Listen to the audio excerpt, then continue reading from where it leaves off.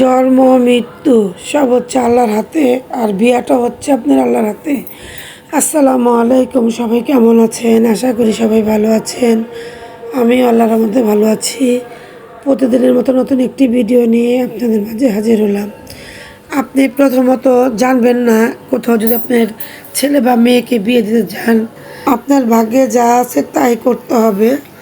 আর দেখা যাবে যদি আপনার মেয়েটার একটু ভালো জায়গায় বিয়ে হয়, তাহলে সব লোকেরা বলবে মেয়েটার অনেক ভালো জায়গায় বিয়ে হয়েছে। আর যদি একটু খারাপ হয় তাহলে ওই লোকটা খারাপ জায়গায় বিয়ে দিছে। কেউ তো তার ভাগ্য নিয়ে বসে থাকে না, আল্লাহ যার কপালে যা লিখছে তাই হবে। যা একটা পিঠার মেলা ছিল, আর একটা পরের দিন সকালে আপনার এই মোয়া খাইতেছি, আর আমার মেয়ে খাইতেছে আপনার শরবত। অনেক বছর পরে এই মুড়ির মোয়া খাইলাম। আর ডিম সিদ্ধ, যাদের গলা ব্যথা করবে আপনারা একটু ডিম সিদ্ধ খাবেন, গলা ব্যথাটা অনেকটা কমে যাবে। আমার তো প্রচণ্ড পরিমাণ আপনার গলার বয়স। আর এখানে দেখেন ওরা 3 ভাই বোন কী সুন্দরভাবে মজা করে ওরা মোবাইল দেখতেছে। মাঝখানে আবার আয়ান গেছে, আয়ান যে ওদেরকে আবদুল্লাহরে দেখেন মারতেছে কীভাবে। আমি দূর থেকে একটু ভিডিও নিলাম আর ওদের মজাগুলো দেখতেছি। এই স্মৃতিগুলো যে ধরে রাখতেছি, এটি বড় হলে দেখতে পারবে। তা নাহলে যখন বড় হলে বলবো তুমি ওদের মারছো, একটু বিশ্বাস করবে না। যাই হোক, আজকে দুপুরে কী কী রান্না করব সম্পূর্ণ কেটে ধুয়ে পরিষ্কার করে দিব। আর কিছু মানুষ দেখবেন, ছেলে বিয়ে করুক বা মেয়ে বিয়ে দেখ, যদি সুখ হয় কারো কাছে বলে না। আর যদি একটু কষ্টে থাকে, সারা বাংলাদেশের মানুষটা বলবে অমুকে আমার মেয়েটারে বিয়ে দিয়ে দিচ্ছে, আমার মেয়েটা অনেক কষ্টে আছে, অমুকে আমার ছেলেটারে বিয়ে করেছে। আর কিছু কিছু বউ আপনার শিখাইলো শিখে না, অভদ্র যেগুলা, তাদের বংশগত সমস্যা থাকে, তারা কখনো শিখবে না।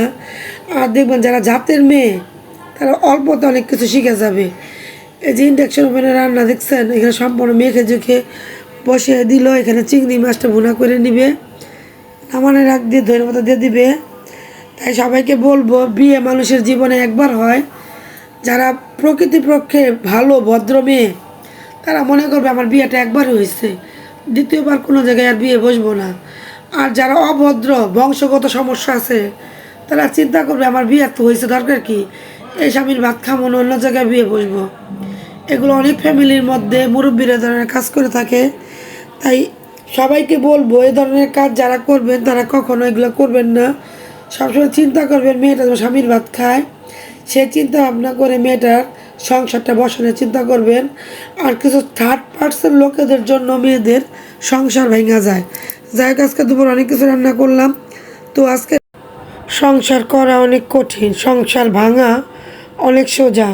একটা সংসার গড়াইতে হইলে তিল তিল করে গড়াইতে হয়, আর সংসার ভাঙা যায় কয়েক মানুষের কথার কারণে। সবাইকে বলবো সংসারের প্রতি মনোযোগ হোক, সংসারের প্রতি ভালোবাসেন, বাচ্চা স্বামী নিয়ে সুখে সাথে থাকেন। তো আজকের ভিডিওটা এখানে শেষ করবো। সবাই ভালো থাকবেন, সুস্থ থাকবেন, ভিডিওর পাশে থাকবেন, লাইক করবেন, শেয়ার করবেন। আসসালামু আলাইকুম।